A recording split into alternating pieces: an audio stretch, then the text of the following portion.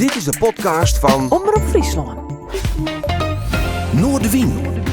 Met Willem de Vries. Kom verder.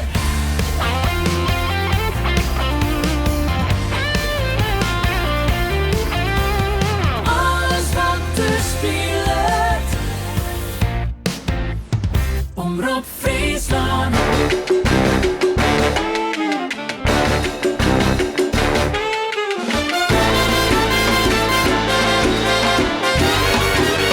Dit is Noordewien. Goeie en welkom bij Noordewien. Het is Wens-Jan. Dat betekent dat ik aan een tafel zit met een artiest of een uit de muziekwereld. En Jorde dat een bijzonder man met een enorme staat van dienst in Tusken, want hij draait al even mee. En daarom vind ik het mooi dat hij er is. Jan Kobus Seuninga, die ik persoonlijk ken van Kobus gaat naar Appelscha, Pigmeat en dan natuurlijk zijn solo-work. Maar hij had nog volle meerdien en daarom, Jan Kobus, welkom. Leuk dat je er bent. Bedankt. Hoe is het met hij? Goed. Ja, wat moeten we er meer over zeggen? Ik loop nog zelfstandig, lees nog zonder bril als het mooi zonnig weer is, dus het gaat goed. Komen door ouderdomskwaaltjes, komen die al een beetje of net? Nou, ik denk dat ze moeten komen, maar het gaat denk ik zo langzaam dat ik er eigenlijk nog niet zoveel van merk. Ik fiets zo 40, 50 kilometer op mijn gewone fiets en ik wandel heel veel, dus nee, het valt nog met, maar het is vast wel een beetje op binnensloop. Wat vind je van het ouder worden? Vind je dat leuk of net? Sommigen zeggen, hoe ouder ik word, hoe rustiger en hoe wijzer ik word. Maar... Ja, dat heb ik ook wel een beetje. Je wordt wel wat minder op straat opgefokt misschien. Ook met de muziek merk ik dat wel. Van, ik doe nou gewoon dingen die ik leuk vind. En als het aanslaat is dat mooi metgenomen. Maar anders, nou ja. Ik wil altijd wel muziek, maar het echt moet ervan. Ik moet daar weer optreden, ik moet daar weer optreden. Ik treed heel graag op, maar dan nou wel onder... mijn voorwaarden een beetje, wat ik leuk vind. En toch elke keer contact met die houden. Nou via de app is of bellen. We komen ook horen inderdaad op een fiets. Ik nog wel eens zien ergens in Friesland. Je bent altijd met dingen bezig. Dus die dadingsdrang haast wel. Ja. Maar daar zit dus net meer die druk op van het mat beslist. Daar ga ik even diep over nadenken. Komen we er straks op rond. Ja, draaien we een leuk plaatsje anders. Nee, doen we straks. Ja. Want dit is net een zwier psychologisch programma. Nee. Maar we proberen toch de passie van mensen en hoe ze in het leven staan een beetje naar voren te halen. Even elke keer als ik hier kom, dan ik ben dit van plan, ik wil dit, ik wil dat. Even op dit moment. Wat staat er in de planning? Ik heb een nieuwe cd, die is al meer dan een half jaar klaar. Die heb ik grotendeels thuis opgenomen. En die heb ik samen met Joop van der Linden van de Amsterdam Klezmer Band gemixt. Dick Vestdijk speelt daar heel mooi viool op en ook wat gitaar en die zingt mee. En Sjoukje Bloem, de vrouw, zingt ook nog mee. Is dit wel een soort projectmatig album? Of is dit gewoon... mij is dit gewoon een solo-album met hulp van anderen? Het is eigenlijk een soort solo-album, een heel grote bijdrage van Dick Vestdijk. En je hebt straks die primeur van het eerste nummer in ieder geval. En ik hoop hem dit jaar... Ja, dit jaar komt hij wel uit, maar in wat voor vorm weet ik nog niet precies. Hij komt sowieso op Spotify. Ik denk ook wel nog een cd van maken. Maar het zit ook wel aan te denken, maar dan moet ik nog even die drive hebben, de druk, om eventueel nog een dichtbundel erbij te doen. Ik heb al redelijk wat gedichten, maar het moet nog even een eenheid worden. Maar de cd heet ook Slijpsteen, het mooie achterliggende gedachte, maar dat vertellen we nog wel een keer. En verder, Deun van Seuns zit nog in, bestaat nog? Deun van Seuns bestaat, maar ja, de optreden is gewoon heel moeilijk. Nee, maar het bestaat nog wel? Het bestaat nog steeds, ja. Dus als het mee zit, morgen derde Keesdag, dat is de dag na kerst. Waarschijnlijk optreden in Tivoli Vredenburg. Maar het hangt een beetje van de coronaregels af, of dat doorgaat. Ja, blijft afwachten, hè? Dat blijft afwachten. Hoe is dat dreig of juist net? Om constant te scalen, bij te scalen en op te scalen om de oren aan de oren lieren? Of best er net zo bot met de waan geweest? Nee, ik ben altijd wel gewoon aan een gitaar spelen. Ja, de optredens die was je kwijt. Maar aan de andere kant, het was wel een heel rustgevende periode eigenlijk. Nee, maar dat ken ik. Ja, ik bedoel, waar ik woon, daar in de buurt van Dokkum. Je merkt niet eens zo heel veel van. Het is daar altijd rustig. En toen was het nog rustiger misschien. Maar ik bedoel, als je in Amsterdam woont of zo, dan merk je het echt. De mensen met z'n allen in zijn flatjes zitten. Ja, en stel hier is een kantoorbaan hoor, ja, dan was het of thuiswerkje of nou ja, wat dan ook. Nou ja, ik werk nog 2 dagen in het onderwijs, dus toen heb ik ook veel thuis zitten. Dat wel. Ja. Maar op plaats van een beetje je mist de drijf op het laatst om echt iets te doen. Dus als ik weet, ik sta aan optredens. Ik ben iemand van, er moet een beetje druk bij zitten. En dan komt het ook wel. Ja. Dus met die ene laatste steekfabels met kleurkrijt. Dat waren 15 gedichten van Vestdijk op muziek zetten. Nou, ik had er 2 op muziek. Maar toen heb ik dat als voorstel gedaan bij Culturele Hoofdstad. En toen moest het ook in 1 of 2 maanden moest ik alles op muziek zetten. Maar dan leg ik goed druk op mezelf en dan lukt het ook. Ja, daar heb ik geen les van. Ik heb geen last van stress dat het niet zal lukken. Nee, een soort faalangst of een perfectionistische... Juist die druk heb ik nodig. Ja, okay. Ja. Dus. Ben je dan probeer om dichten? Nou, dat is ook... lamlendigheid vind ik groot, maar er zit geen druk achter. Hè? Maar ik heb nou inderdaad... Laatst heb ik weer 2 even geschreven. Maar ook dat zo, als er een druk is van... Oké, kom een boekje en dan moet dat gedicht... Dan rolt het er ook vaak wel uit. Ja. Ja, mooie doel stellen. Precies. Daar had dus wel wat om. Goed jongen, doe ik eigenlijk even in die Verline. En een gezamenlijke herinnering. Doe vanuit de band. En ik was heel fan een beetje. Want ik vond je me echt fantastisch. Ik get natuurlijk waarom naar de Kopers gaan en Appels gaan. En dus zei ze, als het wat van een Kopers draait, meestal even een What is Worse draaien. Ja. Waarom? Ja, dat nummer is gewoon heel mooi opgenomen. Dat staat ook als het huis. Fantastisch gitaarwerk van Kees. En dat nummer wordt door heel veel mensen gezegd. Fantastisch. Ik vind het zelf ook een fantastisch nummer. Ja, ik vind die andere nummers ook heel mooi. Maar die zijn vooral de eerste plaat die is gewoon slecht opgenomen qua geluid en zo. Dus daarom kies ik voor dit nummer eerst.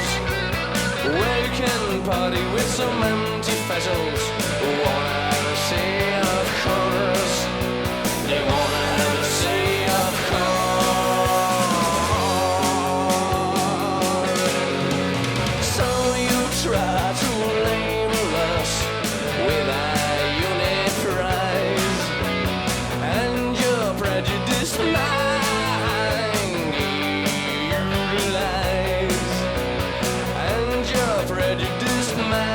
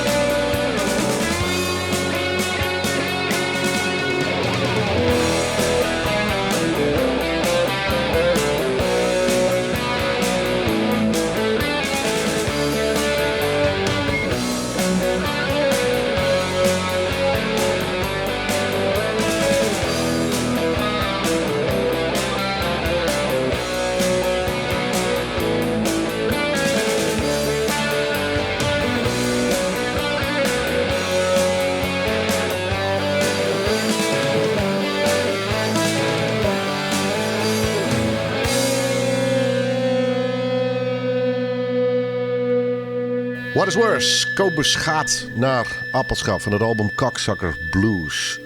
Jacobus Heuninga, je hoort de gast dus in Ien op Ien. Daar van de ene kant een beetje naar de persoonlijke verhaal. Zorg ik naar de muzikale kant. Als toen nou puur muzikaal even naar zijn nummer die eerst, Jan Kobus. Hè? Dus zij is de eerste plaat wie misschien technisch net zo heel goed opnam. Wat vond je van die nummers van dat bijvoorbeeld zijn eerste plaat? Wie die nummers wel weer goed of wie dat echt een eerste plaat is? Ja, ik haal die muziek schrijven, dus ik zal die brengen als ik het zelf niet mooi vind. Maar het klinkt ook weer een beetje eigenwijs dat ik natuurlijk... Nee, ik vind de nummers zitten op zich nog altijd mooi in elkaar, ja. Het zijn echt liedjes gewoon. Het was heel ruig uitgevoerd, maar ik schreef ze altijd gewoon op de klassieke gitaar. En dan... En wat ik schreef nummers eigenlijk nog een beetje in diezelfde stijl haast al, denk ik. Maar alleen, ik voel ze nou wel echt akoestisch uit. Ja. Maar zijn eerste plaats, hoe is die dan alleen om dat gevoel al net eens een keer waarom nog een keer opnemen willen? Ik krijg af en toe... Menno lijkt het heel leuk om nog eens een paar oude nummers weer opnieuw op te nemen. Jongen van Kobus, hè? Ja, die lijkt het dat leuk. En we laatst ook even samen zitten, maar of dat gaat gebeuren, nee, weten we eigenlijk niet. Maar ik ben wel een beetje aan het gewoon even aan het aftasten. Maar die neemt een concrete plan, maar meer het idee, het gevoel erachter van de best muzikant.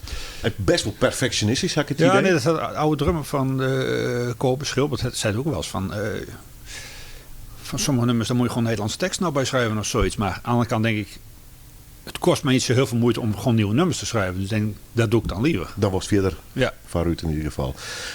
Waarom What is Worse? Gewoon omdat het een tof nummer is? Ja, het is een mooi nummer. De tekst is van Menno, dus die moet de tekst uitleggen. Maar volgens mij ging het nummer een beetje over van... Kobus was enorm populair, het hele land. Maar dan weet je toch nog een beetje zien, ondanks dat je het Leeuwarden kwam, als de boertjes in de scene van Amsterdam. Bijvoorbeeld. Ja. En ik zat prima ook, ik kwam daar altijd. Maar inderdaad, als je ook Paradiso was, dan zag je inderdaad al die journalisten daar staan bij de bar van Paradiso. Maar ja, goed, daar stond Truck en de Kerks, daar stond Klauwensloor, al die bands stonden daar. Dus er was wel een bepaalde connectie en dan was je toch een beetje buitenstaande. Maar dat had ook wel wat. Is dat ooit verhoren of... De komst nog steeds terug het hele lang. Ja. Is dat verschil er nog steeds? Of net? Het is denk ik wel minder. En is het erg? Ik weet het niet. Nou, ten Kobus hadden we af en toe wel eens wat irritatie. Hè? Er was als een Amsterdams bandje een singeltje of een LP uitbracht. Die stond meteen in het oor en die had heel veel aandacht. En bij Kobus, Hoepop, we kregen wel heel goede recensies in oor. Maar qua interview, hebben pas 1 interview na 3 jaar gekregen. Zo. Dat was wel een beetje vreemd eigenlijk. Het duurde wat lang. Ja, het duurde wat lang. Ja, precies. En er was inderdaad ook nog een journalist die dan net niet uit Amsterdam kwam. Ja. Maar die is nog wel hoofdredacteur bij dat scheelt dan weer. Kobus besteedt natuurlijk net meer. Hij heeft nog wel contact denk ik met de leden. Kees leeft net meer. Nee, is overleden. Ja. Wat had dat niet met die beeld van die band? Is dat met Kees in overlijden eigenlijk definitief een soort... geschiedenisverhaal voor die dat hele Kobus verhaal daarmee? Nou, dat was voor mij... Ik was sowieso ben ik tegen reunies. Werd 1 keer geprobeerd, na 5 jaar, omdat Sietse die is later bij Kobus kwam. En die ging toen op vakantie, dacht ik, een maand naar Amerika. Toen zat de oude gitarist. Ik zei, nou, ik wil wel, maar dan moet iedereen wel flink oefenen en dan moet er wat gebeuren. Ja. Nou, we hebben 1 keer oefend. Ik dacht, 1 had ook helemaal niks gedaan. Ik denk... bekijk het. Ja. Maar anders hadden we inderdaad na 5 jaar nog even een serie optredens, 4, 5 optredens gedaan. Ja. Maar nee, ik had gezegd, het is wat pas interessant als je echt allemaal nieuw materiaal brengt. Nee, noem eens. Oh ja, dan moet je met een nieuwe cd komen met nieuw materiaal. Maar goed. Maar ik voor het beeld, hè? Kobus, daar is er denk ik een bepaald gevoel bij. Dat is een onderdeel van je leven. Worden. Ja, absoluut. Heel bepalend geweest. Dus, alles bepalend?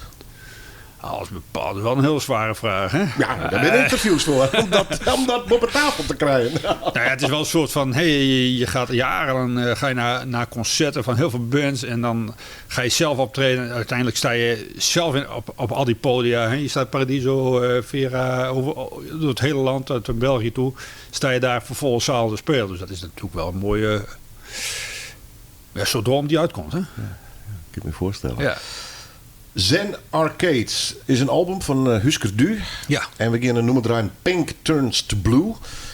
Ik in dit geval op die verzoek, want ik ga altijd in een echte horrorvraag. En ik stel hem daarom mijn hoofdproduceren. Dat is een onmogelijke vraag van... Ja. Ik heb daarom doe ik het. duizenden platen en cd's, dan moet je daar één nummertje uitzoeken. Ja. Maar kijk, mijn all-time favorite eigenlijk blijft toch... Vanaf halverwege jaren 70 waren gewoon de Stones. Maar aan de andere kant van... Daarnaast zijn zoveel mooie platen nog uitgekomen. Ja, daar neem ik het ook de horrorvraag. Ja, daarom... En dat mag wat skuren en wat irriteren, maar er mag toch in je uitkomen. En dan komt dit nummer eruit. Ja. Waarom? Een momentopname. Volgende week was een ander nummer uitkomen. Maar ik weet nog toen deze plaat uitkwam. Ik had al wat materiaal van Husker Du. Metal Circus zat hiervoor. Het was een mini-plaat. En die was fantastisch. Maar toen ik deze hoorde, ik hoorde hem in de plaat. Zei ik echt helemaal op mijn dak. Het is een dubbel LP. Echt een van zo'n fantastisch. Zo'n stuk lawaai. Maar ook weer echt fantastische mooie liedjes. Echt, er is heel veel lawaai. Maar als je door het lawaai heen hoort, dan zitten er echt zulke mooie liedjes bij. Live tune ooit? Ja. Bewust in die zin, dat steeds van die wil ik één keer zien of vaker zien? Of... Nou, ik heb ze 1 keer zien. Ik zou ze eigenlijk 2 keer zien. De eerste keer zouden ze samen met Black Flag in Simplon komen. Maar kwam alleen Black Flag. Maar gelukkig kwam zij een paar maanden later toch nog naar Nederland. Dat ik ze in Paradiso nog zien. Kist u fan van een band worden? Of gaat hij dat te 4? Nou, dat zijn wel bands waar ik bijna alles van heb. Ja. Dat is onder Husker Du hoort erbij. En nou, Stones heb ik alles van. Ramones heb ik alles van. Ja. Dus ja. Maar kist u best een band opzien? De Stones, Husker Du? Of is Jan Kobus-Sunninga daar te nuchter voor? Daar ben ik er nuchter voor. Ja, nee, ja precies. Ja. We hebben ons ook wel meegemaakt, gewoon backstage en zo. Maar daarachter, dan praat je even gezellig met ze. En, Ja. Nee, maar dat is net een hoes mee. ik sta niet... Nee, dat ken. Ja. Dat is echt die grutte. En sommige dingen, sommige mensen denk je, die moet ik ook niet ontmoeten. Nee, het kind alleen met zeer vallen. Ja, denk ik ook. Ja. Zie wat Matthijs Nieuwkerk ook had met Charles Aznavour. Ja. Hek, maar sommige mensen ook. Ik denk, ik moet bijvoorbeeld Mick Jagger of Keith Richards of nog andere mensen die... Ik zal er wel heel nuchter onder zijn, maar ik denk, die hoef ik niet te ontmoeten. Nou, ik zou niet wat ze tegen ze moet zeggen. De vraag is om te kijken, waar van de Stones moest absoluut net zien komen. Charles Watts is volstrekt onmogelijk, notie. Nou, niet tegenkomen, maar het nee, hoeft maar niet. even symbolisch bedoel ik. Net, nou, nee, ik weet het niet. nee, Nee. een avondje. Ik kom ze ook niet tegen. Nee, oké. Nou, Incidenteel ben ik wel eens iemand tegen. Joe Strummer ben ik ooit een keer toevallig in een platenzaakje in Londen tegengekomen. Dat vond ik wel heel grappig eigenlijk. Maar En tikt hij dan op de schouder? nee, nee. Geen handtekening, geen Nee, selfie. absoluut niet. Nee. Het gaat om de muziek. Gelukkig wel. Zeker bij Jacobus Sunninga. En hij keert voor dit nummer. Pink Turns to Blue. Husker Du.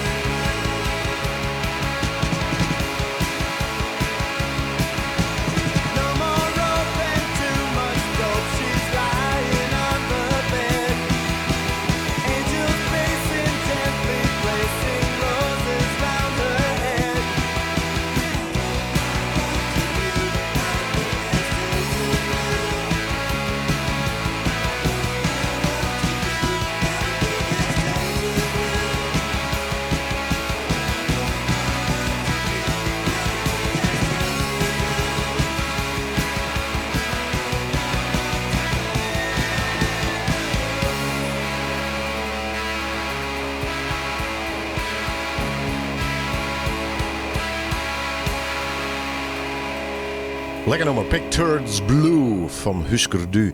De kar van Jan Kobus-Sunningen, nogmaals Joert, de gast in deze 1 op 1. Die we net alleen op radio sturen trouwens, maar je kan voor een langere versie ook nog de podcastpagina van Omroep op ziekje.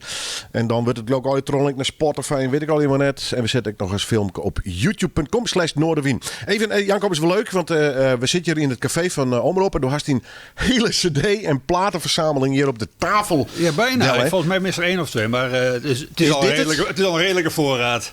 Hoe volle is hier? Hast je enig idee of net? Nou, daar was vast Echt wel gigantisch van voldoende verrekenen, toch? Ja, 30, 40, zoiets. Ja, zoiets, ja. Ja, singeltjes zit van alles tussen, hè? Ja. Is Gruts kost dat als er naar Sister Sin van? Ja. Nou, voor het eerst denk ik, dit is misschien wel even leuk om met te nemen. Maar voor het eerst verzamelde ik alles. Ik denk, poeh, Ja. wel veel. Het meeste wat je op tafel leidt, dat nou Kobus gaat Pickmeat. Je mag natuurlijk mij al die groep was covers en oren Ja. muziek oren, maar het grootste deel heeft toch ik zelf schreeuwen. Ja. Maar je bent wel echt een songschreeuwer, hè, wat dat Ja. dan belangrijk. Is Terk mij begon? Pingel je, Nou, gitaar, noemer? Het begon met de gitaar spelen en ik vond het veel te moeilijk om nummers na te spelen. Dus ik ben meteen mijn eigen nummers gaan schrijven. Hoe oud was je toen? Vrij laat, 17 pas, ben ik met de gitaar begonnen. Dus ik ben nooit ik ben meer liedjes schrijven als echt een hele goede gitarist. Oké. Maar op sommige bepaalde punten van tokkelen en zo, daar ben ik wel vrij goed op gitaar. Want hoe maar- kwam je bij die muziek? Weer dat door de Orlieu of de Borlieu of een Nee, ik Freun? wil al jaren een gitaar, maar dat kreeg ik thuis nog niet helemaal doorheen. Ik weet nog, ik was een jaar of 12, 13, had ik een gitaar. Eindelijk kon ik van een kennis kopen, maar het kwam niet thuis. En toen een paar keer gedaan, maar dat ding deugde niet gewoon. Dus die heb ik toen teruggebracht. Maar ja, toen het weer een paar jaar duurde voordat ik een nieuwe had. En toen ben ik uiteindelijk met, misschien ken die karretjes nog wel, vakantiewerk naar in de zomervakantie met zo'n karretje van de IJsbeer door Leeuwarden reden. En daar heb ik mijn eerste gitaar verkocht toen. Je was ijskoboer. Ik was ijskoboer, ja, in de zomervakantie, de wijken door. En wie dat nog bij dat ijs was dan snijden moest Ja, of niet? precies, ja. Moest je dat zelf Met een koekje om bij de bakken kant. en dan ging je de buurt in. Ja, vanille hier staan. En het verdiende op zich, als het een goede zomer was, verdiende het goed. Je kreeg 1/4 van de opbrengst. Oké. Dus bij regen had je pech, maar met heel mooi weer dan ga je een goede omzet. En wat vond de Orlieu van de muziek dan? Wie net zo muzikaal? Moesten ze er net zo vol van haar? Nou, mijn vader was absoluut amuzikaal. En mijn moeder die zat heel veel in de klassieke muziek. En zette zich nooit echt veel over uitlaten eigenlijk. Maar misschien was het ook een beetje de noorderling erin. Hè? Dan hoor je wel via dat ze dat ook wel weer trots zijn. Maar ze vertelt niet aan jezelf haast. Maar ik denk je altijd die dus bij een concertkamer van Nee. een van de bands was tussen Nee, de nee, spelen. Nee. Kobus net. Nee, dat helemaal niet, denk ik. Nee, hè? Nee, klassiek en Kobus, dat is een beetje een andere wereld. Mijn hè? vader heb ik nog wel eens zien in de verte. Van als ik bijvoorbeeld overdag op straat ergens speelde. Dan die heb ik nog wel eens in de verte zien staan of zo. Maar, Geen muzikale opleiding in dat opzicht. Thuishoorn van Orlieu. nee, nou wel heel veel muziek. werd altijd wel heel veel muziek gedraaid. Klassieke van alles. Theo de Rakers, alles hoorden we wel. Maar aan de Groot, dat hebben we altijd wel gehoord thuis. Maar toen ik er eenmaal was, toen is mijn moeder eigenlijk met muziek gestopt. Nou, niet door mij hoor, maar gewoon te druk. 4 zoons en wat ze speelden vroeger altijd accordeon en zo. Dus. Die broers, zij is hetzelfde leven. Had die ooit een instrument oppakt of net? Nee, nou één broer die speelt gitaar. Maar dat doet hij op thuis. Dus, Tussen de schuifdeuren. ja, precies tussen schuifdeuren. Ja. Maar er was thuis altijd wel muziek. Hè? Ik had 3 broers. En elke kamer, als je dan in het huis liep, overal hoorde je muziek. Dan hoor je daar hoor je Stones, daar hoor je Led Zeppelin en dan hoor je daar weer de Ramones. Dat is wel mooi. Ja. Mooi bedtietsbeeld ik. Hè? Ja, Ja. En die eerste gitaar. ja. Waar is die wij? Even diep nadenken. Was dat nou Bob de Jong of was dat nou... Ik weet het niet meer. Muziekwinkel, Ljout. Een van de muziekwinkels, of Bob de Jong, of er zat ook nog een andere muziekzaak. Die zat op de Weerde Mediek volgens mij. Misschien kwam die daar ook wel. De meeste gitaar kwam bij Bob de Jong weg, weet ik ooit. Maar daar heb ik ook eentje gehad. En toen pingel je? Of gist dan naar een vriendje om akkoorden te leren? Want Wat YouTube biedt er nog net. pingelen gewoon wat pingelen en wel op gitaarles. Maar Dat- het heeft heel lang duurt hoor. Want in het begin heb ik die gitaar ook wel eens een maand aan de kant gegooid. Omdat het lukt niet. En uiteindelijk pingelen. En toen meteen eigen liedjes proberen. Schreeuwen. Ja. Schreeuwen dat dan ook op? Briefjes? teksten erbij? Nee, het zat in het hoofd. Ja, teksten erbij natuurlijk, die schreef ik op. Maar de liedjes, de muziekmelodie zat van het hoofd. Ja. Wel aardig, want je hebt al die cd's en lp's hier op tafellijn. Er lijn hier een heel bijzonder singeltje bij, vind ik zelf. Maar even zitten, het is een soort stencilachtig papiertje. Het lijkt correct of het uit de printer erbij komt. Ja. Een hele goed printer ligt er. Pinbaskets. Dit was begin jaren 80, hè? Ja, nee, maar vind ik helemaal Dit leuk. zal 81 wezen of zoiets. Dit is bijna gewoon makkers, zoek bijna zitten wel voor een deel. Ja. Een golende baby zit op de vakkant. Een getekende baby zit ik er even bij. Hoe krijg je baby tevreden? Niet ruilen, eigen risico. Mijn Y overigens, dus ik wel aardig gekocht is gekocht. Wat is dit, Jan Kobus? Wat had ik hier in de hand? Ik zie een singeltje met een heel raar heel hoesje. veel bands die brachten nou muziek uit. En wij dachten, het geintje bedacht. Van, ik had nog heel veel oude singeltjes met allemaal van wat B-artiesten, echt foute artiesten uit de jaren 60 en zo. Dacht, wij gaan een singeltje uitbrengen voor de gein. We plakken alle labeltjes van de singeltjes mooi over met ons eigen ontwerp. Maken er een hoesje bij. En die gaan we verkopen. En toen hadden we afspraak met Platenzak Disc. Op de Voorstreek zat hij toen nog. En die legde eens mooi in etalage. Deze. Ja. En toen, heel veel mensen hebben wel gekocht. Dat heeft dus ook wel eigen risico als je hem koopt. Maar het mooiste was dat de journalist van Leeuwarden Krant, die had hem ook gekocht. Die wou hem hebben, maar ik zei nee, dat doen we niet. En die had me inderdaad gekocht voor een recensie. Dus, Waar weer dat? Weer dat Jacob Haasma? Nee, toen moest Jacob nog geboren worden. Nee, dat was Harm Harkema. Oké, Harm Harkema. Harm Harkema. En die was pusser en die... was ook wel weer heel leuk. Want die kreeg een nummertje van, weet ik, misschien van Gert en Hermine of zo. Als hij hem opzet of zoiets. Geweldig. Wat is dit? Kant AB, ska, swastika. Kant AB, smell of death. Mijn hemel. Dat waren wel 2 nummers die we hadden. Ja. Ja, en ik neem gewoon een anti-swastika, hoop ik even. Altijd. Altijd. Nee, voor dat zeker niet. FL Florijnen 2,50. Zo simpel is het. Precies. Dit is die allereerste singeltje dus eigenlijk. Ja, qua verpakking wel. Ja. En qua inhoud... Kijk, zo hebben we een labeltje eroverheen geplakt. Ja, dames en heren, dit maakt me even zin. Ik liet het voor de mensen die het naar de radio hebben of de podcast, ik even op film, ik liet hem even in beeld zien. Ja. Dan kun je het op YouTube toch even zien. Goed jongen, maar hier begon het een beetje mee dus. Ja, we waren dus al aan het oefenen. Dat was Pim Baaskees, het bandje waar ik opricht had. Waar zit het erin? Ik begon met Klaas Schippers, die zat later in Lul. Ja. Met z'n tweeën begonnen we wat te spelen. Leur uit Jout trouwens. Ja, alle twee, ja. Lui uit Leeuwarden. Leeuwarden, hè? Ja. En toen voegen we nog even Erik Enema en Menno Bakker erbij. En toen hadden we nog een... Wie dat de eerste bezetting? Dat was de eerste bezetting zo'n beetje, ja. Daar hebben we in die bezetting... Ja, we hadden nog een drummer erbij. Die kwam allemaal uit de middelbare schoolklas eigenlijk. Okay. En naar de Pinbaskets kwam Kobusvoort? Ja, Pinbaas heb ik 2 jaar daar, maar ik vond het werd mij allemaal wat te soft. En toen ben ik daar uitgestapt. Heb ik daar tussendoor nog wat andere bandjes vaar gedaan. En toen daarvoor, er staat net nou een cassette op YouTube ook van het eerste bandje van Pales of Debris. Dat was eigenlijk een voorloper van Kobus. Hoe heet het, zei het? Pales of Debris. Oké. Puinhoop. Van Debris.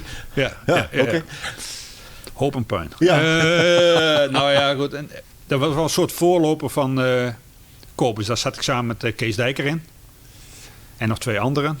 Maar uiteindelijk is die drummer is Schilbert erbij gekomen. We waren met z'n 3'en. En toen hebben we een zanger erbij, zoals Hawisse zangeres. Maar toen kwam Menno een keer langs. Die zat toen nog wel op Pismaas, maar die vond het zo fantastisch. En die had mij toen een sollicitatiebrief geschreven. Oh ja? Ja. En het grappige is, die heb ik inderdaad een maand geleden heb ik die brief teruggevonden. Dus dat was wel heel mooi, daar ga ik nog wel iets mee doen. Hallo, ik ben Menno en ik wil bij jullie ik in vond de het band. zo fantastisch. En fantastisch hoe die gitaar klonk en dat zo helemaal lyrisch. Ja. En dan decennia later hebben we nog steeds contact. Ja. Goed contact, net als mij. En haast die brief. Oh, mooi verhaal. Ja, die brief. Ik ga waarschijnlijk zo in november, december een soort lezing of verhaal over Kobus houden bij het Historisch Centrum Leeuwarden. En denk ik, nou die brief dat is wel mooi begin. Omdat het echt wel een echte Leeuwarder band. Vijf mensen in Leeuwarden inderdaad. Dus, nee, maar dat ga ik denk die brief ga ik wel gebruiken, denk ik. Dat lijkt me wel mooi. We maken een stap naar een periode dat toen met Sietse Heima hoorn hast. Want naar Kobus kwam het hele verhaal vanwege Pigmeat. Maar wie had de eerste aanleiding om Pigmeat op te richten? Is dat toeval West? Ja, nou zie ik had samen met Menno had ik eerst een duo. In Kobus tijd al. Dat noemden we de Wembley Brothers. Puur een beetje fantasienaam. Want de Everly Brothers traden toen op in het Wembley Stadion. Denk ik, noemen wij ons de Wembley Brothers. En dat was ook wel weer heel maf. En we deden zogenaamd experimenteel toneel erbij. Van nou ja, bijvoorbeeld een pot dopetten staan. En die stond op tafel. De tafel stond met je skeven, gooien we die om. Maar dat liep dan heel langzaam af. En dan, nou ja, hoeveel mandarijntjes kan men nog in de bek hebben? En, nou ja, en we zongen er ook nog bij. Dus meer een soort circus act dan, hè? Ja, maar en dan hadden we allemaal wat rock'n'roll nummertjes. En dat was eigenlijk ook een beetje ontstaan omdat we dachten, weet je wat, we gaan eens even op straat spelen. Zijn we naar Berlijn geweest, hebben we er buiten gestaan. Hebben wat, nou ja, zo komt het hotel, zijn we een weekje in Berlijn geweest. Puur als leuk, maar als echt optreden samenwerkte niet. En dus dat stopte toen. En toen, ten tijde van Kobus, toen stond Kobus, ja, dat liep al ten einde.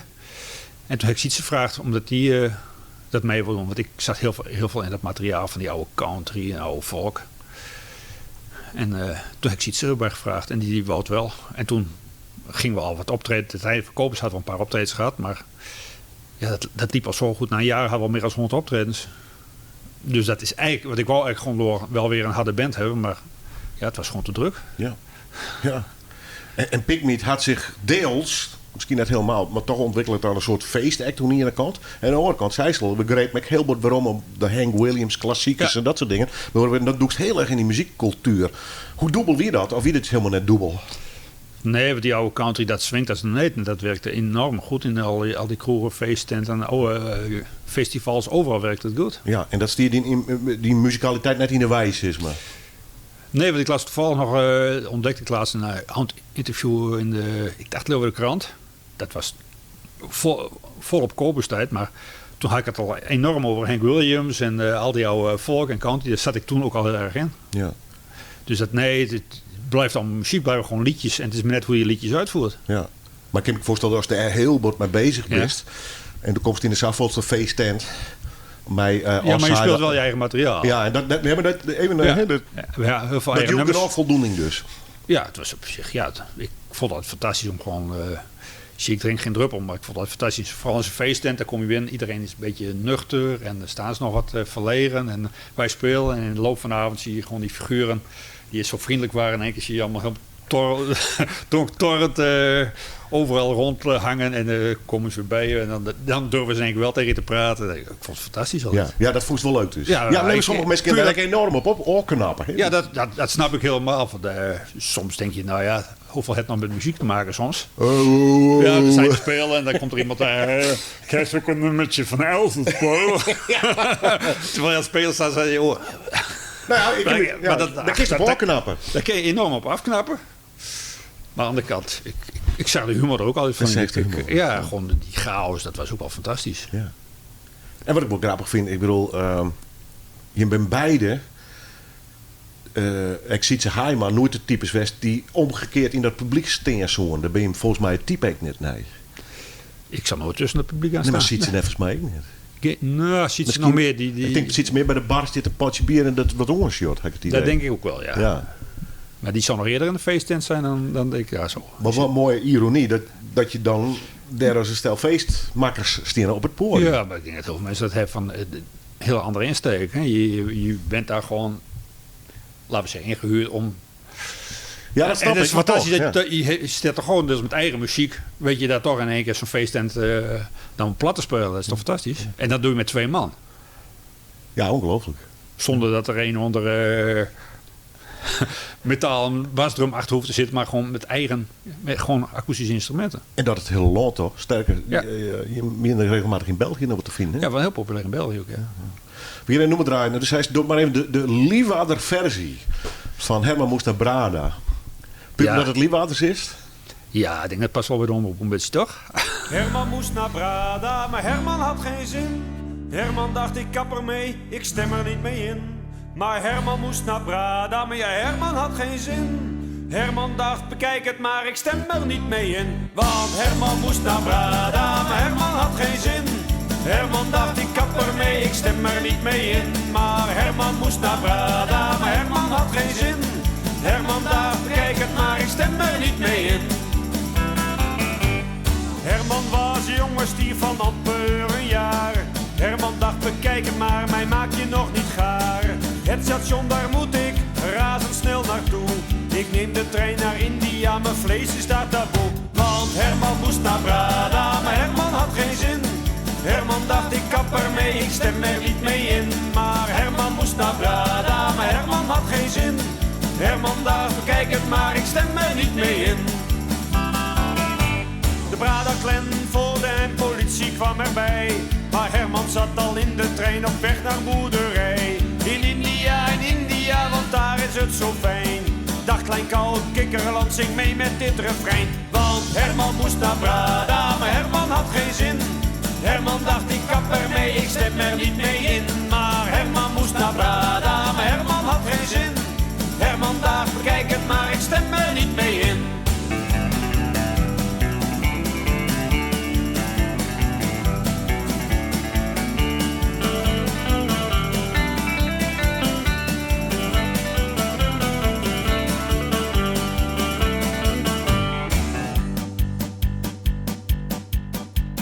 Brada's vleesbedrijf gaf de jacht op. Financieel gezien een behoorlijke strop. Maar Herman woont nu op een farm bij Nasrin Rijkapoor. Hij is nu vrij, hij is zo blij, zijn vlees ging niet teloor. Want Herman moest naar Brada, maar Herman had geen zin. Herman dacht ik kap ermee, ik stem er niet mee in. Maar Herman moest naar Brada, maar Herman had geen zin. Herman dacht bekijk het maar, ik stem er niet mee in. Want Herman moest naar Brada, maar Herman had geen zin. Herman dacht ik kap ermee, ik stem er niet mee in. Maar Herman moest naar Brada, maar Herman had geen zin. Herman dacht bekijk het maar, ik stem er niet mee in. Ik stem er niet mee in, hij stemt er niet mee in. Ja, een absolute klassiekers kun je me eigenlijk wanneer. Maar Herman moet naar Brada. Liefde versie van Pik met mij, Jan Kobus Zeuninga, hier rond de tafel in het café van Omroep Friesland. Joert, mijn hier op hier de gast. En daar ben ik hartstikke blij mee. Ik moet zeggen, door hast een cv, Jan Kobus, ik ken haast net alles benaderen wat al je dien hast. Ik maak je toch even een stapje, want Pik met is een protocol verteld. Het eindigt op een gegeven moment en dan is er een soort solo leven in. De werk is wel een hele protegeer altijd, hè, mijn meesken. Vind je dat leuk? Of kiest net zonder? Dus zei ze van, ik wil toch met oren muzikanten werken. Dick Vijsdijk is een naam die heel vaak weer waarom komt. Ja. Dus vind je dat noffelijk? Mij meestal toch te sparren en daarmee wat een meidje? Ik doe eigenlijk heel veel alleen. Maar als ik dan weer met iemand speel, dat vind ik wel weer heel prettig. Dat maakt je ook wel weer even scherp. En dan tilt je ook wel een beetje weer op. En wat doe jij? Ik schreeuw tussen een protte Oline. Pingel je nog steeds op een gitaar? Ja, gewoon gitaar, ja. Hast hij in dit mij lustert? Of wist op een gegeven moment wat del is? Of nou luisteren ze ernaar? Zitteren ze op? Nou, de vrouw lustert wel met, maar ik ben eigenwies. Ik had de Nederlandse tekst, die laat ik altijd, de laatste tijd trouwens niet meer, liet ik altijd wel even controleren. Hè? Soms zit er toch een heel dom foutje, taalkundig heel dom foutje in. Dan, nee, dat... Dus wel een beetje redactiesisme op die Ja, manier. een beetje redactie. En de vrouw kijkt er ook wel een beetje naar. En dan, ja. Maar die vrouw, ik ben eigenwies genoeg om het zelf te bepalen. maar die vrouw is muzikant, hè? Ja, die heeft ook jaren cornet gespeeld. En die zingt ook vaak mee op cd's. Helpt dat hij een muzikale eer had? Ja, dat scheelt altijd wel. Want met tweede stemmetjes thuis kun je vast even uitproberen en zo. En, Maar dat schreeuwen van en gedichten en noemers en teksten... ja? Dat is toch een heel... Ja, bijna privé ding voor jou dus. Het is net zo dat je een soort commissie hast van jongens, luister er eens naar dus. Nee, dat ben ik ga altijd helemaal mijn eigen gang. Ja. Dat hoort ook zo. Maar misschien hebben we wel een commissie nodig. Want ik weet, een van de medewerkers, Erik Enema, die zei al van... ja, eigenlijk... Je bent altijd gewoon... je bent heel principieel altijd. En dat werkt ook soms wel eens tegen je. Hè, dat je dan toch minder populair bent, omdat je gewoon principes hebt. En eigen wies gewoon. Ja, Dat is toch eigen lekker? wies, Ja, ja. heerlijk Ja. toch? Ja, ik hou van eigen wies. Dan heb ik het doen bij deze. En vorige week met Pickwick hadden we ooit een uitnodiging, een soort voorloper van The Voice. Waarop we hebben Veronica uitgenodigd, programma. Het was primetime. En we zaten daar, we hadden een keer gedaan. En toen dacht ik, mochten we komen? Ik denk, nee, dat gaan we niet doen. Hier gaan we niet zitten. Dat is geen goed gevoel bij. Hoe viel het dan als toen voor de eerste keer mijn nije noemers, of het nou een cd is Ja. of er is een singeltje, het podium betreedt? Want dan staat het publiek van die Noors letterlijk. En die Ja. reageert of net. Hoe vind je dat? Nou, hoe vind ik dat? Ik moet de kop er enorm bij houden. Dat is het eigenlijk. Maar vind je het spannend? Nou, sowieso solo optreden was in het begin wel heel spannend. En het is nog veel spannender als ik met anderen sta, maakt het eigenlijk niet zoveel uit. Maar vaak hoe kleiner het publiek, hoe spannender het is. Hè, ik heb wel solo gewoon in Paradiso gestaan. Bijvoorbeeld met Diana Koets en zo. En dan is die spanning er eigenlijk niet zo. Nee, Hoe groter het publiek, hoe anoniemer het vaak is. dat is ik zo. Ja. Maar als ik zo van in die kerkjes op platteland van Friesland, zit er wel een bepaalde spanning op. Want had jij nog een voorkeur? Vind je dat juist heel leuk of juist net? Nou, die eerste spanning, ja, je merkt gewoon het spelen. Hè? Vooral de eerste paar nummers, dan gaat er wel het fout. Het publiek werkt dat niet heel veel, maar ik merk het aan mezelf wel. Dan denk ik wel zoiets van, nou moet ik de kop erbij houden, maar dat is nog even lastig om dan weer de goede draai te vinden. Maar het gaat tot nog toe altijd wel weer goed. Ja, ja. Soms heeft wel eens de angst dat je gewoon de tekst niet kwijt bent allemaal, maar dat... Ik heb wel eens bij een nummer als ik te spelen denk, oh, wat komt er nou? Maar dat moet je niet doen. Je moet gewoon proberen op het automatisch piloot te doen. Focus. Maar goed, ben ik dan weer ad rem genoeg voor, omdat als het een keer misgaat, dan kan ik het prima aan het publiek uitleggen en dat vinden ze ook weer mooi. Hoe zoest je zelf? Ben je een echt podiumdier in dat opzicht? Kun je toen nou al genieten van een optreden dat hoe 2 weken pas in de agenda staat? Of zei je nee, priegelen thuis op de bank en lekker noemen ik elkaar knippen en plakken bij wijze van spreken in je hollen dan? Vind ik leuker. Is er een bepaalde voorkeur?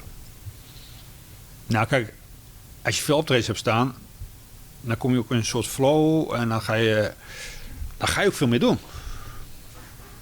En vooral nou is, omdat het gewoon heel rustig is qua optredens. Ik heb net een aantal optredens gehad, maar het is nou ook weer gewoon rustig. Hè? Dus, heel veel mensen durven niet te boeken, dus dan kom ik minder in de flow.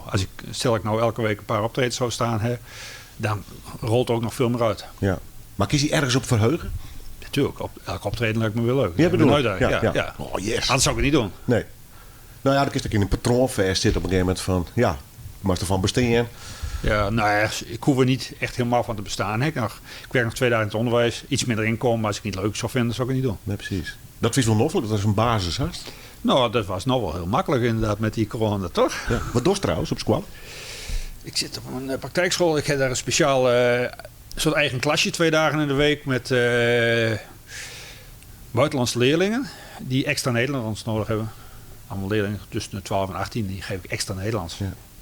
Dat betekent mijn heel groot geduld.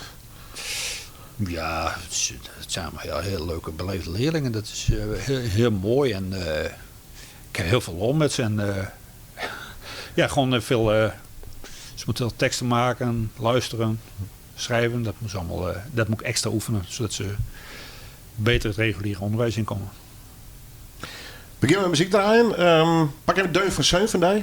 Ja? Kokos Macorona. Mag ik het goed uitspreken? Maar Kokos staan even Macorona. ja, maar staan even nu te lezen hoe dat zit.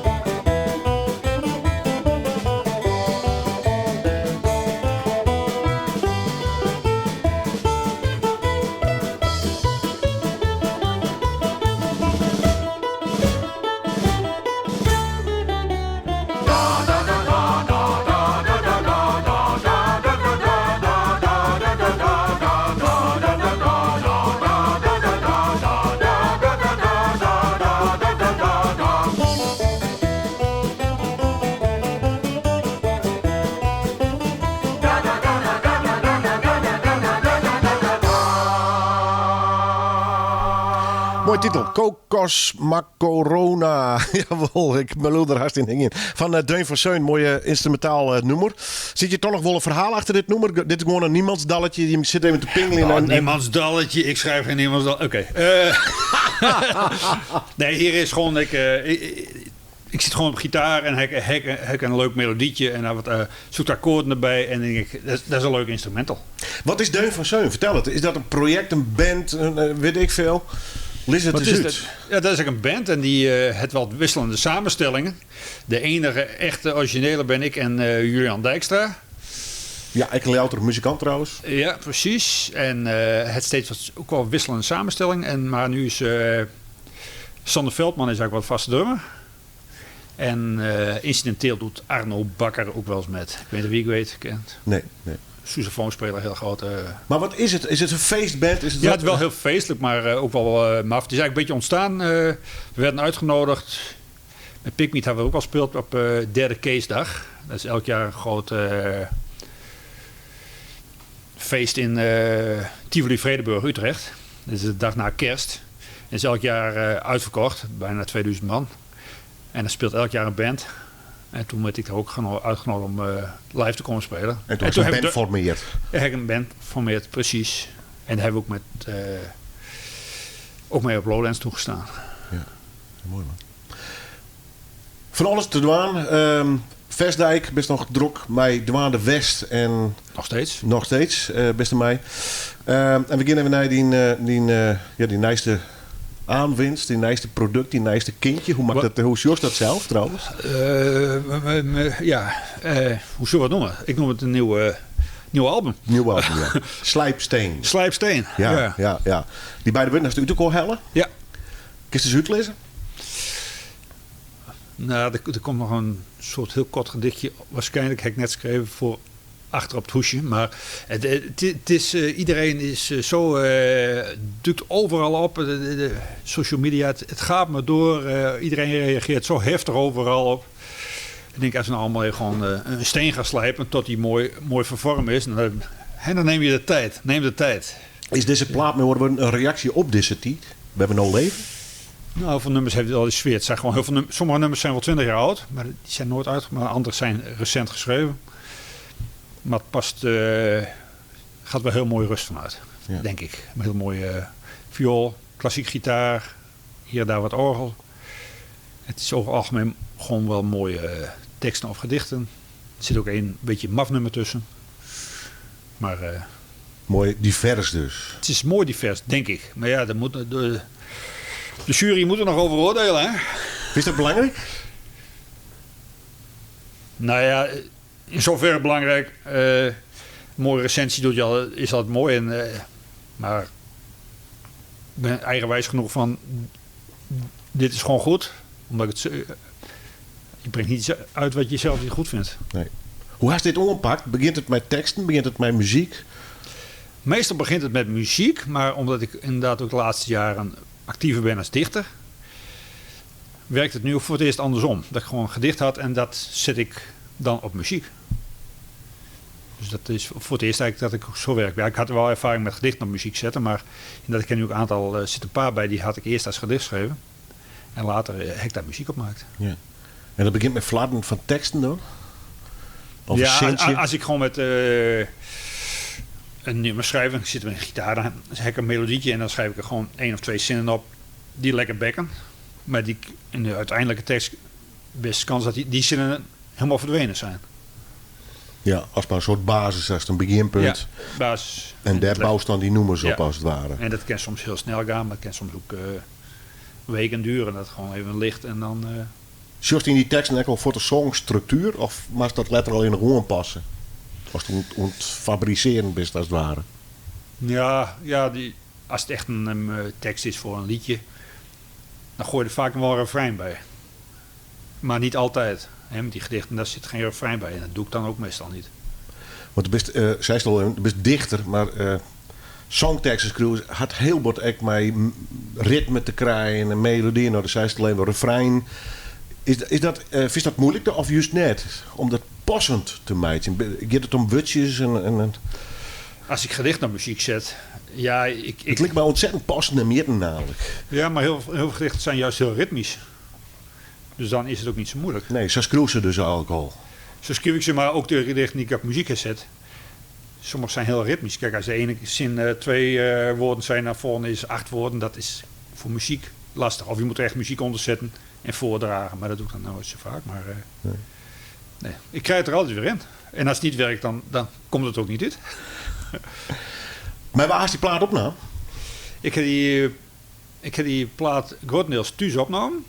En dan heb ik wat uitwisselingsprojecten met Dick Vestdijk. Dat is natuurlijk opnames naar hem, dan voegt hij wat bij. En uiteindelijk zijn we ben ik naar Joop van der Linden gegaan. En daar heb ik alles mee gemixt. Joop van der Linden is van de Amsterdam Klezmer Band. Die heeft een eigen studio nou in Lutjegast. En daar heb ik alles mee gemixt. Ja. En een paar dingetjes bij hem nog even opgenomen apart. Waarom hij? Waarom hij? Ja, ik heb ooit met hem ook nog in een band gespeeld. Vesta Orchestra. Dat is een heel grote band. Daar hebben we een paar optredens mee gedaan, maar wel mooi groot. En we waren aan de leden van Amsterdam Klezmer Band. En dus, van allerlei. En ja, klik wel. En hij kwam vroeger ook bij Kopers. Vond ik fantastisch. Toen hij studeerde in... Dus ben je bijvoorbeeld al wederzijds respect, om het zo maar te Ja, doen? precies. En hij zei laatst ook nog heel iets aardigs. Ja, ik moet zelf ook niet zeggen, maar van... vroeg je me, wat vind je nou een goede muzikant? Zei, nou, Jan Kopers, want die gaat altijd zijn eigen weg. Ja. Dat vond ik wel mooi. En dat is volgens het goede ding. Ik bedoel, iedereen die het zijn eigen wijk heeft, maakt het mooie ding natuurlijk. Nee, goed. Dat zeg jij, maar... nee, maar doe maar eens wel mooi ding. Ja. Ja, precies. Hoe belangrijk is zo'n man eigenlijk... Want het is toch mijn werkje. En die nummers ontstaan heel privé bij die. Ja. En dat mag op een gegeven moment toch eigenlijk een beetje voortgaan. Als zo'n producer, lijkt het mij. Is dat moeilijk of net? Nee, hij krijgt in principe al sporen. Waar ik op hen om. Maar hij zal nog wel eens wat opmerkingen hebben. Zullen we dit iets meer, dat iets minder? Ja, precies. Maar daar zitten we samen. Ik laat me eerst even knoeien en dan gaan we er samen voor zitten. Maar dan accepteert het eigenlijk dus, de inspraak. Tuurlijk, voor sommige mensen hebben er respect voor. Of denk je, die snappen wat ik wil. Ja. En daar moet ik mee samenwerken. Ja, maar doe liefst maar net een type die dat met iedereen had. Nee, absoluut niet. En daar ga ik ook niet heen. Nee. Nee, dan moet je echt, met sommige mensen waar je mee samenspeelt, denk ik, ja, daar heb je gewoon respect voor. En daar hoef ik ook verder niks aan toe te voegen. Anderen vinden mij misschien moeilijk, maar als gewoon mensen waar ik respect voor Dick Vestdijk hoef ik ook niks mee te doen. Die zeg ik wel eens van, nou, bij dit nummer doe maar even zo mooi een viool daar of zo. Maar dan komt hij later met een orgeltje en dan denk ik, ja, dit klopt gewoon. Want hoe lang werken ze toen al together met Dick Vestdijk? Vanaf mijn eerste solo-cd, want dat was Het Angst voor de Holheid, maar daar hadden we allemaal Nederlandstalige gedichten van in Friesland geboren dichters. En hij had toestemming nodig om die cd's, om die gedichten te gebruiken. En dan had ik eerst contact met zijn moeder. En dat was heel aardig. Maar toen nam hij het later wat over, want zijn moeder werd wat minder. En toen zijn we in contact geweest. En toen met de cd-presentatie had ik me uitgenodigd om ook iets te doen. Ik had nog nooit zien optreden verder, maar dat ging prima. En toen, het contact is altijd gebleven. En we hebben een paar weken geleden nog ook weer opgetreden samen in Harlingen. Een heel mooi festival. Hoe dat album sprutsen. Dan geef ik een nummer van draaien trouwens. Uit Angst voor de Holheid. Aan de kant van het meer.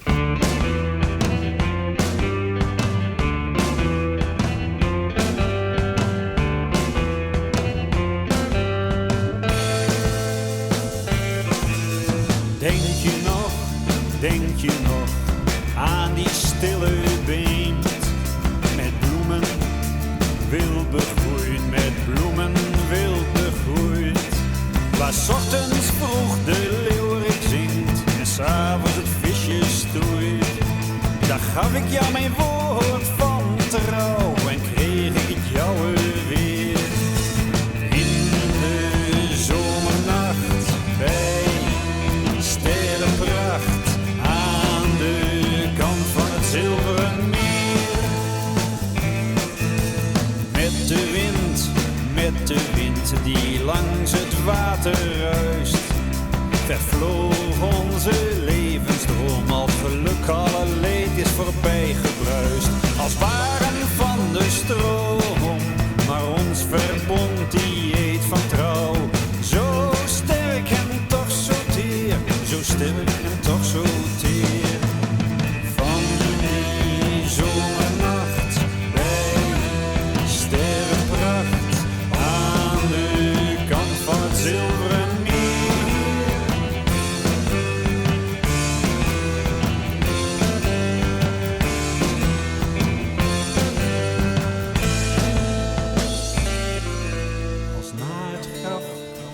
het graf nog een leven bloeit.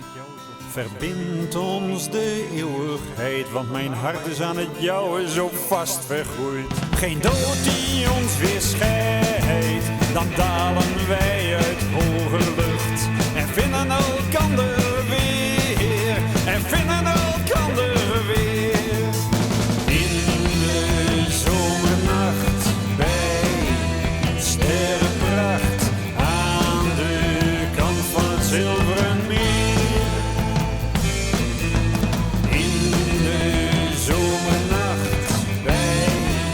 Sterrenpracht aan de kant van het zilveren meer.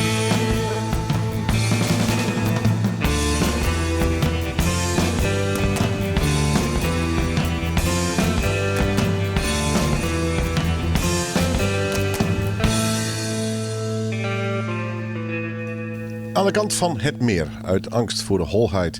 Die is de titel van het Noemer en Oren, titel van het album Jacobus Seuninga. Waarom op dit album trouwens? Heel mooi opgenomen. Ik heb hem laatst weer een keer gedraaid. Ik denk, dat staat er wel heel mooi op. Ja. Maar ik ga net alle iertoon paraat, maar welk jaar is dit ongeveer? We zitten nou 21. Ik denk rond 2010 ongeveer. Ja, precies. Ja.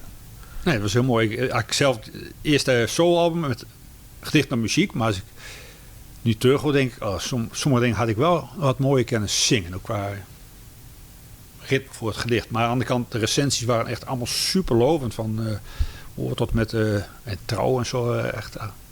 Dus ik moet ook niet zeuren. Vertel eens, dat haast net een jaren is. Wie mij net opvallen. Ja? Ja? Dus ik echt net... Nee, deze was wel, maar sommige waren... Nee, maar er zit de tekst van Troelstrand er nog in verwerken. Die is eigenlijk amper yes. Ja, dit was van Troelstra. Ja. Ik had zo'n heel oud bundeltje nog van die oud-tantes van ons. Dat waren allemaal oude socialisten. En had bundeltjes van de arbeidspers. En er zat ook van Troelstra bij. En die stond in het Nederlands en in het Fries. Ja. Nou, ik zing in het Nederlands. Want Leeuwarden staat er niet bij. Nee. Maar ondertussen zingt de vriendin, die zingt hem ook wel eens. Maar die zingt dan in het Fries. Ja, precies. En die zit in de opname, hebben die er wel doorheen in het Fries. Maar ja... Dat hoor je bijna niet, maar op zich, het geeft wel een mooie sfeer. Ja. Vestdijk, Troelstra, wat rekkert hij daar, Sabotin? Wat raakt mij erin? Moeilijke vraag hoor. Het spreekt je gewoon aan. En het zit ook inderdaad... het zijn haast allemaal gedichten een beetje van de eerste helft van de vorige eeuw. En dat heeft wel een heel mooie sfeer. En heeft ook voordeel, in die gedichten zit toch een mooi ritme dat je op muziek kan zetten. Later kreeg ik ook gedichten van, dat zijn meer verhaaltjes bijna. Ja, die zijn heel moeilijk om muziek te zetten. Hoe ben je daar in te lonen komen? Ik bedoel, dat lijkt net zomaar op de tafel, had ik het idee thuis. Nee, het is eigenlijk, die cd is eigenlijk een beetje bij toeval ontstaan. Van, ik was ooit gevraagd voor een project van Giesbert Japix, wat gedichten op muziek zetten. Nou, dat had ik gedaan, maar toen ging het project niet door, dus dat had ik liggen. En zo zat er nog 1 of 2 bij. En toen had ik al een paar. En toen dacht ik, dan zie je eens even welke dichters komen om in Friesland. Dan denk je van, eigenlijk qua dichters komen eigenlijk wel heel bekende dichters uit Friesland. En zo is dat idee een beetje ontstaan. Ja, want op muziek te zetten en een cd, dat is nogal een stap natuurlijk, hè? Of niet? Ja, doorzetten, hè? Ja. Nee, maar op zich vond ik het wel een heel mooi idee toen dat is... Maar je zit wat te pingelen en het ontstaat eigenlijk per ongeluk. Omdat je, die komt uit Friesland die. En dan denk ik, die komt er ook nog weg. Ja. Maar goed, ik bedoel, net met zijn naam. Het is ook een soort cultureel erfgoed. Ja. En dat tilt dan vervolgens naar, in dit geval, naar 2008, nog een zien in die richting in ieder geval. Ja, rond 2000. Maar goed, we helpen het naar de moderne tijd. Ja. Daar moet je ook wel even voor hebben, denk ik. Ja, daar denk ik niet zo over na. Ik doe gewoon vind ik leuk. Dus dan doe ik het gewoon. Ja. En of het aanslaat, dat is mooi metname. Maar ik denk, dit is waard om te horen, toch? Ja. En toen kwam Dick Vestdijk dus ook in die Toen kwam Dick Vestdijk in beeld. Die doet nog niet mee op die plaat. Maar later ging hij wel op plaat meedoen. We hebben ook wel cd samen gedaan. Nou ja. En een soort losvast samenwerking. Ja, eigenlijk wel, ja. Is het heel wat verhoring tussen? Of zei ze van, dat je album, dat komt uit, Slijpsteen. Ja. Dus qua insteek toch een oren Jan Kobus Seuninga muziek? Of zei ze nee, eigenlijk doe ik nog steeds wel een beetje hetzelfde? Ja, het is wel zuiniger. En verder. Ja, het zijn nu allemaal eigen teksten of gedichten. Er staan 11 nummers op, 2 instrumentals en 9. Maar ja, sommige nummers die zijn inderdaad wel van 20 jaar geleden. Er zitten een paar bij die speel ik al altijd. Heb ik ook wel live ook ooit wel eens gespeeld. Maar ja, dan pasten ze net niet op een bepaald album. Dus sommige lezen 20 jaar, zitten die in die holle of lezen die echt in een boekje? Had die verslijn? Hoe doet dat? Tekst wel, maar de muziek zit in het hoofd. Ja. Daar was geen akkoordenschemaatjes of... Nee. Want best moest toch een dingetje opnemen op een bandje. Dat is vooral net vies. Nou, maar dat enkel nummer had ik wel eens, maar dat is weer zo chaos thuis. Die vind ik dan weer niet terug. Dus nee, die zitten wel in het systeem. Af en toe heb ik ze een half jaar in gespeeld. Dan zit ik er vol van, hoe zit dat ook alweer? Maar nee. Maar ze zitten hier wel. Toen, een paar maanden geleden was ik bij jou een keer met de oude Kobus nummers. Nou, die heb ik misschien al 25 jaar niet gespeeld, maar als ik er even voor zitten, hoe zit het ook alweer, denk ik.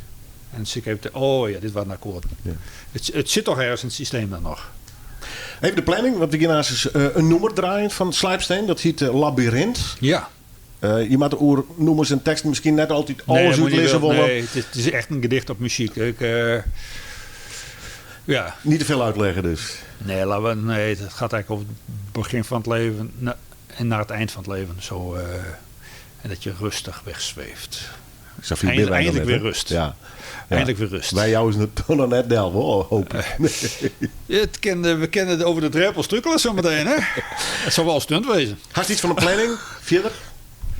Bij dit album? Ja, je hebt de eerste nummer. En dan, ik ben bezig met een clip daarvoor te maken in ieder geval. En ja, het kan heel snel gaan. Het kan over een paar weken zijn. Maar het kan rust ook nog 2-3 maanden duren voordat hij er is. Ja. Maar had niks in agenda gezet qua data? Nee, want het is qua optredens lastig. Hè? En cd's raak je al zo moeilijk kwijt. Je raakt ze alleen nog bij optredens. Want zijn mensen enthousiast. Bij optredens raak je nog wat kwijt. En ik ben bang dat als je hem nou uitbrengt, dat heb ik wel van meer bands gehoord. Van die brengt niets uit. En hij zegt geen optredens. En dan verwatert het. Ja, en dan als je straks weer optreden, maar ja, dan is het weer een zogenaamd oud album. Hè? Ja, precies. Dus, ja. En als je nou doet, en als je dan een aantal optredens hebt, dan komt het toch elke keer weer in de regionale kranten staan van zo, dan ga ik om met zijn nieuwe cd. En dan heeft het toch wat meer publiciteit. Ja. Dus daar zit ik even over te dubben. Vinyl is helemaal weerom, hè? Hoe waar is dat nou wel eens om het net meer op cd, maar op vinyl te brengen? Dat is wel, weet ik hoeveel keer duurder.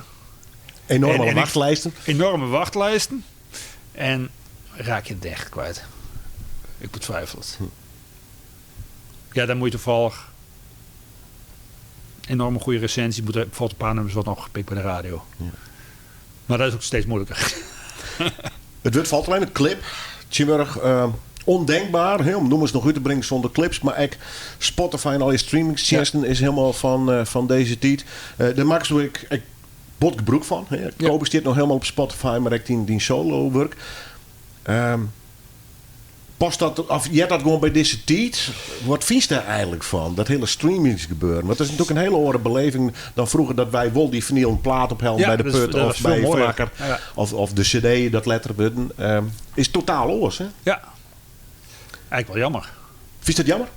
Ja, kijk, als muzikant levert het natuurlijk helemaal niks op. Nee. En dan krijg je een paar euro per jaar. Maar de beschikbaarheid. Ja, dat is op zich misschien wel mooi. Ja. Maar toch, een plaat kopen in een platenzaak, dat was toch wel veel mooier. Ben ik me niet eens de charme. Maar vanuit die muzikanten bestaan. Het is wel een geweldig podium aan de kant. Maar aan de andere kant zei je, het ship me jou ook financieel gewoon in de poort. Maar mensen kepen mijn platen dus net meer. Nee, dat doen ze niet meer toch. Nee. Maar hoe dubbel is dat? Dat is dubbel. Ja, hè? Het is mooi dat het wereldwijd beschikbaar is. Maar het is toch minder als gewoon lekker een cd'tje of een plaat opzet. Vind ik zelf hoor. Ja. En tot, ontkomst er haast net je komt er niet aan, dus je moet gewoon accepteren. Het is niet anders, maar het wordt wel ook wel steeds moeilijk om een plaat of cd uit te brengen. Dat heb ik laatst ook met iemand erover van, ja, je kunt beter gewoon 1 keer in de maand of 1 keer in de 2 maanden een nummer uitbrengen. Want het album is eigenlijk niet meer van deze tijd bijna. Old school eigenlijk. Ja.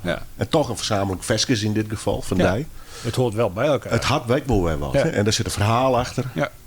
Dubbel, hè? Ja, behoorlijk. Maar ja.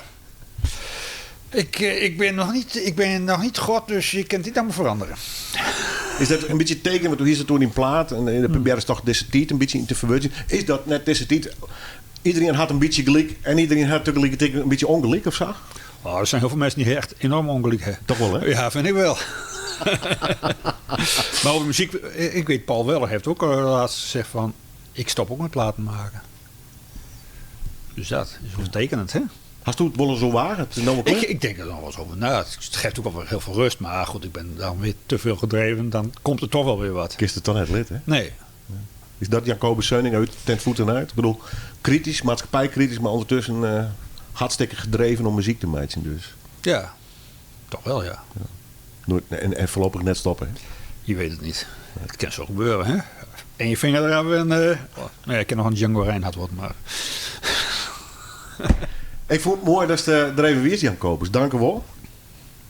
We beginnen hier nummer van dit ruim. Dat is Labyrinth. De eerste dus van het album. We hebben verder nog net een hele exacte planning van weten. Hoe het voor mij net. Nee. Als die kleren stuur hem vooral op. Dan kunnen wij hem draaien. Ja. Dan zoek er heel blij maar wezen. En dit is hem. Dank u wel. Succes. Bedankt.